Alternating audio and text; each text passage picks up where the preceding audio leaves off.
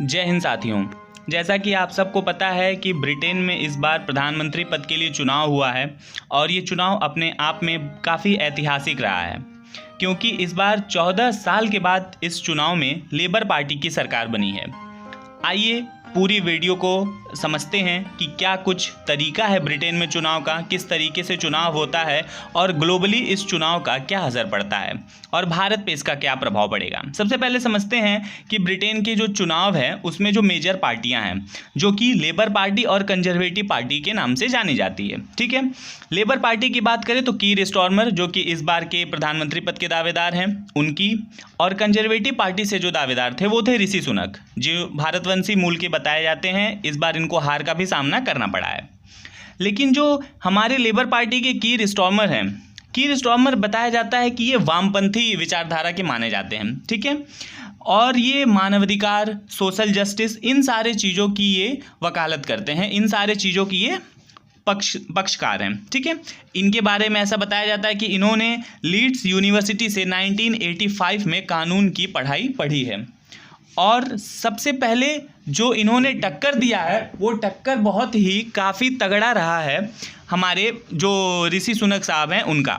अब जानते हैं ये चुनाव होता कैसे है ब्रिटेन में। इसमें क्या करते हैं, ब्रिटेन के पूरे क्षेत्र को 650 चुनावी क्षेत्र में बांट देते हैं, और उसके बाद से हर एक सांसद एक एक क्षेत्र का प्रतिनिधित्व करता है। जो इनका रूल होता है, कौन सी ये पद्धति यूज़ करते हैं, उस पद्धति का नाम हम जानते हैं first past the post system. मतलब जो जितना ज़्यादा वोट पाएगा वो उतना जीत जाएगा। ठीक है, अब बात करते हैं ये जो चुनाव कराने का फैसला होता है। चुनाव कराने का फैसला पूरी तरीके से प्रधानमंत्री करता है, और रूल है कि आपको 5 साल के अंदर ये कराना होता है। सपोज दैट किसी को बहुमत नहीं मिलती है, उस समय जो पार्लियामेंट बनेगी उसको हंग पार्लियामेंट कहते हैं। हालांकि यहाँ पे भी गठबंधन का प्रावधान पूरी तरीके से है। ठीक है, अब बात करते हैं, ऐसा नहीं, हाँ एक चीज़ और मैं आपको इसमें जोड़ना चाहूँगा कि ये जो हमारे पास लेबर पार्टियाँ हैं, कंजर्वेटिव पार्टियाँ हैं, इनके साथ यदि कोई कैंडिडेट चाहता है तो वो फ्रीली भी चुनाव लड़ सकता है, और लोग लड़ते भी हैं। ठीक है, और एक सबसे इम्पॉर्टेंट और मज़ेदार बात वो है कि आमतौर पर जो चुनाव होते हैं वो गुरुवार को होते हैं। ऐसा क्यों होता है अभी तक कारण किसी को पता नहीं है। सुबह 7 बजे से 10 बजे तक वोटिंग्स होती हैं। ये सारी जो थी वो थे तरीका कि किस तरीके से यहाँ पे चुनाव होता है। अब बात करते हैं ये चुनाव का क्या परिणाम रहा, और ये चुनाव में जो हार हुई है ऋषि सुनक की, उसके पीछे कारण क्या था। दरअसल ब्रिटेन पिछले काफ़ी सालों से बहुत सी आंतरिक परेशानियां, बाह्य परेशानियां, कुछ भी कह लीजिए आप, वो बहुत ज़्यादा परेशान रहा है ब्रिटेन। फिर रशिया यूक्रेन वॉर हुआ है, फिर आपका इजराइल हमास वॉर हुआ है। ढेर सारे वॉर्स भी कहीं ना कहीं ब्रिटेन की जो इकोनॉमी है उसको भी असर किए हैं। कोविड भी बीच में आया था, ये और भी ब्रिटेन के कुछ इंटरनल मैटर, ढेर सारी ऐसी चीज़ें रही हैं जो ब्रिटेन को परेशान किया है। समझते हैं सबसे जो मेन हार का कारण रहा है वो क्या रहा है।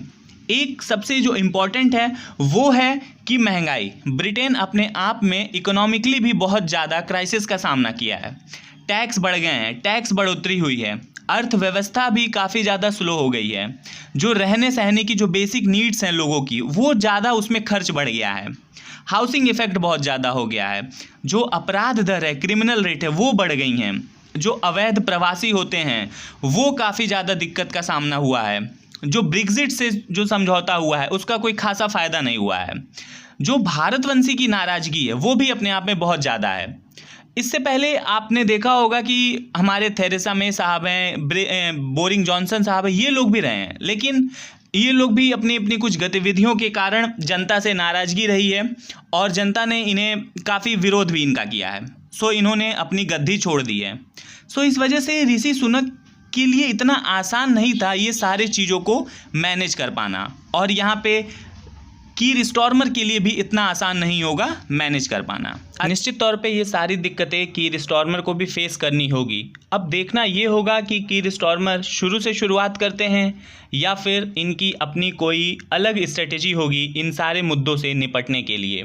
हाल ही में G20 सम्मेलन के दौरान जब ऋषि सुनक भारत आए थे तो उन्होंने भारतवंशियों के प्रति अपना काफ़ी आभार और स्नेह प्रकट किया था। प्रधानमंत्री मोदी और राष्ट्रपति महोदया से मिलकर के भी इन्होंने अपना भारतवंशी जो प्रेम है वो भी जाहिर किया था। और उसके बाद से इनका सबसे जो चर्चित विजिट था वो था अक्षरधाम मंदिर, जब ये अपनी पत्नी के साथ अक्षरधाम मंदिर गए थे। ऋषि सुनक काफ़ी ज़्यादा धार्मिक प्रवृत्ति के माने जाते हैं और इस्कॉन से इनका गहरा नाता बताया जाता है।